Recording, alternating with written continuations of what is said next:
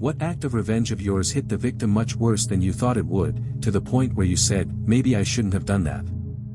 9th grade honors English class. The teacher didn't like me. Only teacher I ever had that didn't like me. Others would get frustrated with my lack of effort at times, but still like me as a person. She just flat out didn't like me. One of the reasons was that she didn't like athletes because they would miss her class regularly for travel for games. And I played 3 sports, so I was missing a good bit. I was also missing for academic stuff like math and science competitions and quiz bowl tournaments, but she was particularly bothered about missing for sports. Case in point, she would intentionally double the amount of homework due the day after long away games, knowing that the players wouldn't have the time to finish it all. And shocker, she didn't check homework every single day, but always checked after away games. I've written about her before, but she also would give me 70s and low 80s on papers without any red marks on them, while people around me would have red marks all over their papers and would have 90s. After one particularly low grade on an assignment that I knew I had actually done really well on, I inquired about it. Her exact response was that I was only doing 70% of my ultimate capability and the others were doing 90% of theirs. So I specifically asked, does that mean my paper can be better than someone else's but be 20 plus points lower? And she said yes. And to show this wasn't just me misunderstanding things, she recommended me for an advanced writing class a year earlier than students were supposed to be able to take it. So if those 2 things weren't bad enough, she gave us an opportunity for extra credit toward the end of the year. We had to go to a local college's rendition of Antigone, write a 2,500-word paper on it and tie it into what we discussed in class on the play, and also turn in our ticket and playbill. It was due on a Monday, and the play was only going on Friday through Sunday, so there was no way to turn it in ahead of time. But I was going to miss class that Monday all day for an academic competition, representing the school. And it was the biggest one of the year. You had to place top 10 in a previous competition to qualify. So it was obviously an excused absence. I told her for an entire week prior to the play that I was going to miss on Monday, and she told me multiple times to turn it in first thing Tuesday morning. So I went to the play, wrote the paper, went to the academic competition Monday and placed first in one category and second in another, and then Tuesday morning before basketball workouts at 7 a.m. I went to her room to turn in the assignment. She refused to take it because it was late, and she didn't recall ever suggesting that I could turn it in on Tuesday. She told me 4 times. Her reasoning: 1. Another student who missed for the competition was able to turn it in, but that student lived across the street from the school. I lived 20 minutes away and couldn't drive. 2. My mom was a teacher at the school, so I could have just sent it with her. Except I had been told to turn it in Tuesday, so there was no reason for me to think to have my mom turn in my assignment for me, plus she had her own students and classes to worry about. 3. I could have done the work Monday evening, which wouldn't be fair to the other students. So I went into the metadata for the paper that showed the last time it had been saved was Saturday afternoon. She still refused to grant me any credit for it. So I was out the $25 for the ticket, the time that it took, plus it really inconvenienced my mom who had to pick me up Friday from practice, rush me home to shower and change, then rush me back downtown for the play, and then come pick me up again 2 hours later. So my mom was pretty pissed about it, too. This teacher also prided herself on the fact that nobody had ever made an A on her final exam. She thought she was the toughest teacher ever. Really, she just loaded students up with a bunch of busy work. So the last day of class she gave a few minutes at the end of class and asked, "What's your biggest wish?" to the class as a whole. I piped up, "I wish for an A on the exam," and she laughed and said, "Yeah, and I wish for $1 million and not to have to deal with you anymore." So, all of that sets up the final exam. It's 100 questions and then a 5-point bonus question that asked those generic, "What was your favorite part of the class? What did you learn?" We got 2 hours to take the exam, and students who finished early had to wait until 1 hour was up, so there was just one time for people to get up and leave rather than being distracting throughout. I finished the 100 questions in about 20 minutes. I spent the remaining part of the hour blasting her in the bonus question. I said that I'm not sure I learned anything and pointed to her never making any comments on how to improve my writing. I said my favorite part of the class was it finally being over and not having to deal with her stuff anymore, and brought up a number of other little things that happened on top of what I mentioned above. I said that she was by far the worst teacher I had ever had and that the school is worse off with her teaching the entire 9th grade. The bell rang for the hour and I was the only person out of the entire 110 students to leave at the hour mark. Now, on exam days the teacher doesn't proctor their own exam, so they are available to answer questions or if the classes are split among different rooms. I had to wait for my mom to finish proctoring a different exam, so I was just sitting out in the breezeway. The teacher found me, holding my exam with tears in her eyes, and told me to meet her in the principal's office. She then stormed off, so I headed over. As I was waiting there, I recounted what happened to the soccer coach who was sitting there because he made some comment about, "Surprised to see you sent in here." Eventually she came back in with my mom, who she pulled out of proctoring an exam, and we all went in to see the principal. She was crying, screaming, literally choking every minute or so. After about 45 minutes of me spilling everything I'd gone through that year, all things I'd already vented to my mom about plenty of times, the principal finally looked at her and said, "How much was the question worth?" She said 5 bonus points, and he said, "Then just don't give him the bonus points." So I made a 98 on the final instead of a 103, missed 2 questions. Every other student got the bonus points, and the next highest grade was an 81. Thinking she would get the last laugh, I noticed a few days before grades were due that one of my assignments from the second week of class all the way back in August had been dropped 10 points. My final grade ended up being a 94, which was AB at the time. But I couldn't prove that she had altered my grade. I had them all in a spreadsheet to determine my grade ahead of time should have been a 95, but nothing that would prove anything. Since I could have just typed it wrong, I didn't. The summer after, the school decided to change to a 10-point scale, so 90 and above was an A, and my B became an A. She also had to have her homework assignments each week signed off by the department chair, and she had to start accepting assignments via email. 2 years later she was fired after other students started having real issues with her. Prior to me, the administration just thought it was a case of students complaining about the hard teacher. I still think she deserved every bit of it, but I certainly didn't think it would set in motion her getting fired. Then again, she deserved it. In elementary school there was a bully who would make fun of me. I had a bad bowl cut and was pretty small, so it wasn't surprising, and my friends and I usually just ignored him. One day a kid from Brazil moved into the house next to mine. He was a year older, and we used to play soccer together every day after school. I mentioned to him once that this kid would call me names and, while I was walking home from school, would follow behind me taunting me. One day I was leaving school and this kid was going slowly behind me on his bike, shouting stuff, just dumb kid stuff, you know. The Brazilian kid comes out of nowhere, knocks him off his bike, and starts hitting him. The bully ends up on the grass crying and clearly hurt. The Brazilian kid grabs the bike, hands it to me, says, "You can keep this," and then walks away. I didn't know what to do. I just laid the bike next to the kid and walked home. He wasn't at school for like a week. Later in life I found out that kid had a really crappy home situation with abusive parents. I was 10 at the time. I always felt bad about that, though he quit bullying me. I still occasionally see that Brazilian guy. I don't think he even remembers it. Cool on him for helping in his way, I just think it went too far. High school. Oh man, this poor kid I used to work with at Wendy's, Kevin. He was a juvenile delinquent, a few years older than me, a little bit bigger than me, had rough tattoos on his neck, and supposedly was out of jail on work release. He tried to be a tough guy and bully me whenever we worked together. Stuff like talking smack unprovoked, getting really close up in my face, and that stance where you puff out your chest and pull your arms back like you are going to swing. The most irritating was when he would walk right up in my face, then flinch like he was going to throw a punch at me, then just laugh and say some rude stuff. I got along with just about everyone at work, and he did somewhat, but we just did not fit together. One day the exchanges between us were so obvious and stressed that everyone working was talking about me fighting him. I dispelled these rumors because I wanted to keep my job, but my destiny on this day said otherwise. First was the back door incident. The store had a large back door with a peephole in it, and it could only be opened from the inside. There was a buzzer outside that employees would push if they wanted back in.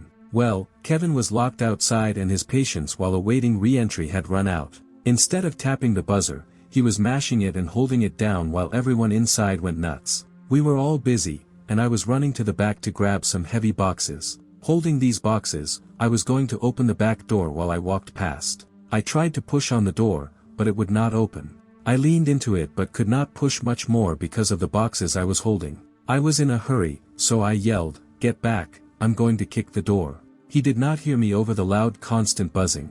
I gave that door a swift "This is Sparta" kick and it opened about 3 inches, then bounced closed again. What the heck? I kicked it again and it opened, revealing a clearly shaken Kevin. He had been trying to look in the peephole when I kicked the door. His nose looked badly out of place, his face was very red, and his eyes were puffy. He was mad. I immediately started apologizing and backing away from him, but he came at me. Quickly we were surrounded by employees and separated. I was told to go up front and manage fries, and to not come into the back part of the store until Kevin left for the hospital. Then the final event, less than 10 minutes later.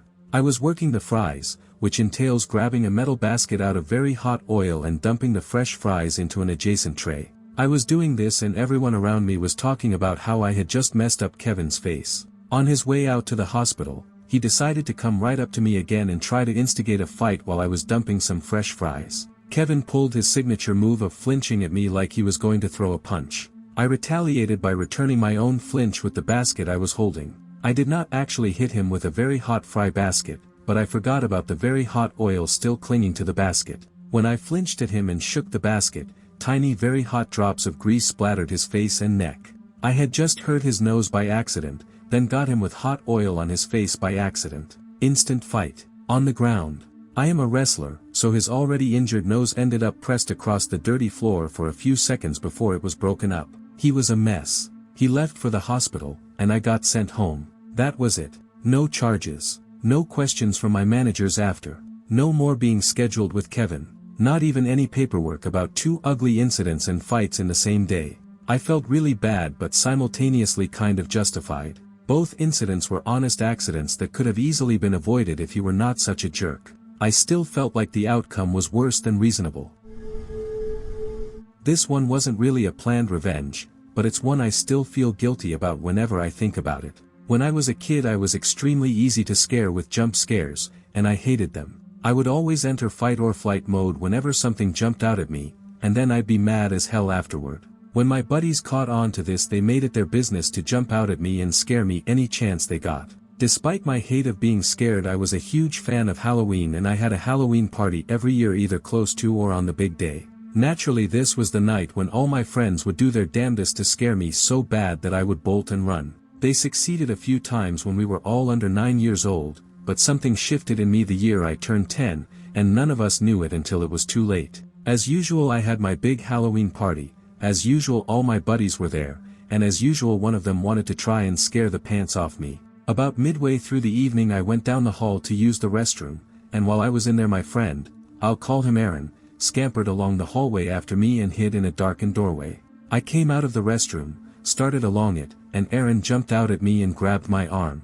Ordinarily something like this would have made me bolt like a little chicken shit, but for some reason that night the flight side of my fight or flight got turned off. The moment he grabbed me I whirled and punched him square in the face without even thinking about what I was doing. It was all pure instinct, and after impact I realized what I'd just done and freaked out. Aaron wrenched his mask off and was clutching his face and groaning, or so I thought, and I yelled for my dad, concerned I had really hurt my friend. My dad and all my other friends came running through the hallway to find out what had happened. My dad flipped on the light, and what greets us? Aaron with his face covered in red. I was instantly horrified, thinking I'd busted his nose, but as I was spewing apologies to him I began to realize he wasn't groaning, he was laughing. He grabbed me by the hand I'd punched him with and yelled, "What are you apologizing for?" That was freaking awesome, and he yanked my hand up over my head like I was a boxing champ and started telling everyone how cool it was that I just hauled off and slugged him. If you haven't guessed, Aaron was a pretty cool kid. He thought it was great that I'd suddenly found the courage to defend myself. My dad helped get him cleaned up though he insisted on keeping his now stained costume on and inspected his nose. Thankfully it wasn't actually broken, but I still feel a wave of guilt when I remember the sight of his face covered in red, and remember the feeling of my fist hitting him in the schnoz. I'll always be grateful to him for handling it so well and encouraging me for standing up for myself, but I still feel so guilty about decking him that I can't even imagine how I would feel if I had actually broken his nose. When I was about 7 or 8, there was this girl at my school who was absolutely horrible. We'll call her Cindy. She would run up to you and pull your hair out, steal the toy you were playing with, eat your snack at snack time, and so on. In other words, she was a real bully. One day, as we were finishing up recess on the playground, she came up to me, pulled my hair, and took some with it. That was the last straw. As the teacher was gathering everyone inside and was not looking our way, I grabbed Cindy by her pigtail and dragged her over to the playground. Now, this playground was built weird, with a sort of enclosed area in the middle of 3 bridges that formed a triangle you could not get out of. Sometimes we bigger kids would jump in there during hide-and-seek and climb out later, but Cindy could not because she was shorter. So I picked her up and threw her down in there and left to go back inside. It was not until about an hour later that the teacher realized that Cindy was not in class. I did not say where she was, and it took them another half hour to find her. I got in trouble and had to spend the next week in the principal's office and lost my Game Boy for a month, but Cindy never messed with me again.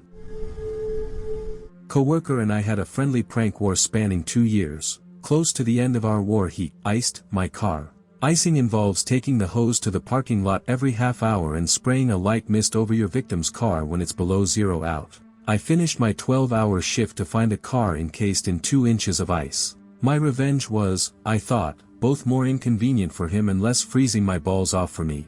I decided to take a bed sheet, drape it over his car, and only took 4 or 5 trips out with the hose the next night. So the next morning he found his car with a 1/4 inch of ice freezing a sheet to it. When he started peeling off the sheet, he pulled his windshield wipers, arms and all, off his ratty Jeep. I got a very pissed off phone call.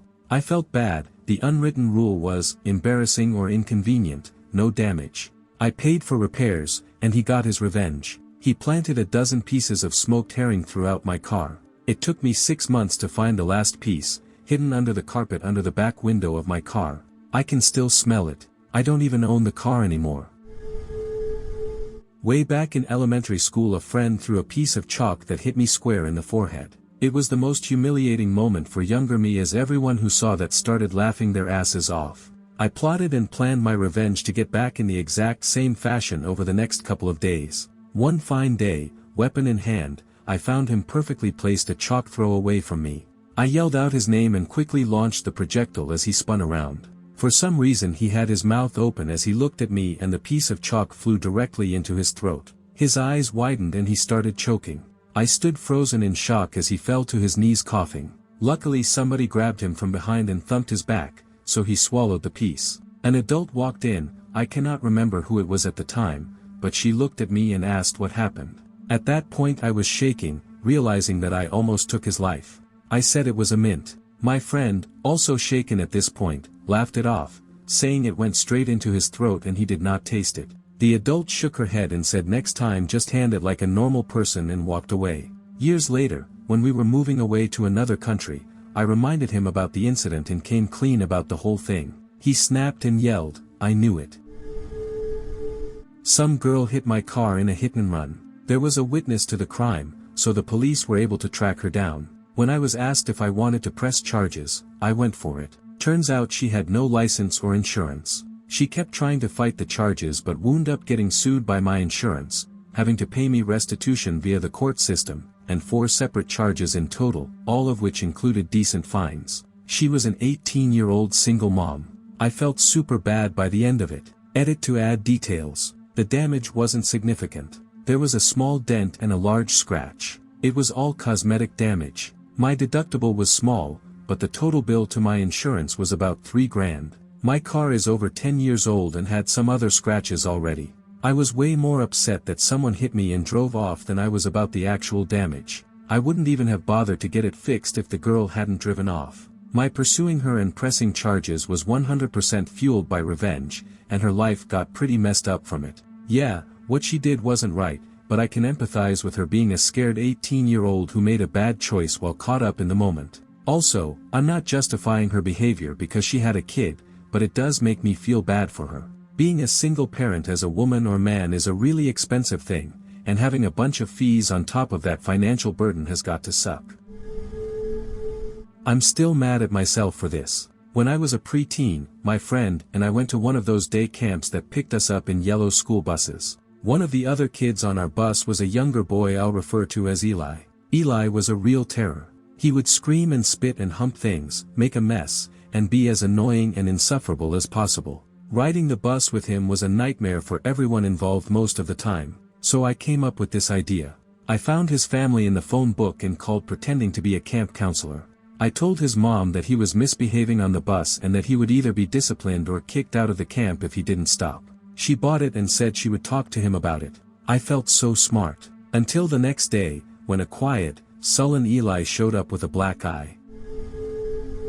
In high school, would be late elementary in the US, I guess, there was this kid who was not unpopular per se, but a little awkward. Last day before the summer holidays, he played with us during the morning break. Things got a little rough and there was some light wrestling. Nothing too serious, no one got hurt except for some red ears. But the kid turned out not to be the silverback of our schoolyard. We walked back into class and continued the day like any other. We got on the bus home. He was still a little sour with the rest and started enjoying our summer holidays. A week later my dad summoned me into his study, fuming and enraged. He got a letter from the kid's dad saying I had beaten the boy up so badly that he came home sniveling. According to the letter, he was in so much pain he could barely walk. It laid out how the boy would not be able to enjoy the family trip they were going on the first day of summer despite his injuries. I was expected to come up with one hell of an injury, because otherwise we would get fire and fury from the police and their lawyers. After some frantic back and forth shouting, my father eventually believed me that I did not,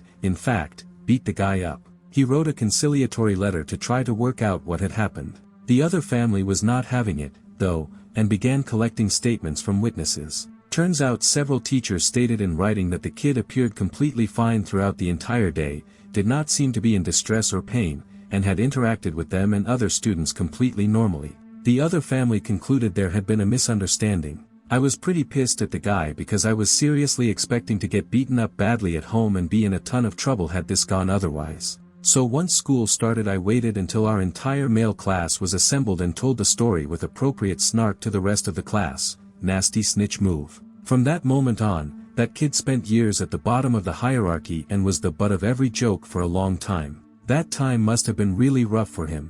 I regret that deeply. The kid was actually genuinely nice if a little awkward and grew up to be a pretty decent adult. To his credit, once school started he came to me and tried to explain the situation. The gist was that it was his overprotective parents who were the real trouble, not him. But I was so pissed because I could have gotten into so much trouble over nothing, just out of someone else's spite. During the entire summer I had not even gotten an apology or any admission of wrongdoing and was left doubting myself. There was also no attempt by the parents to get us to talk to one another. That is deeply regrettable. I wish someone clever had helped talk us through that situation.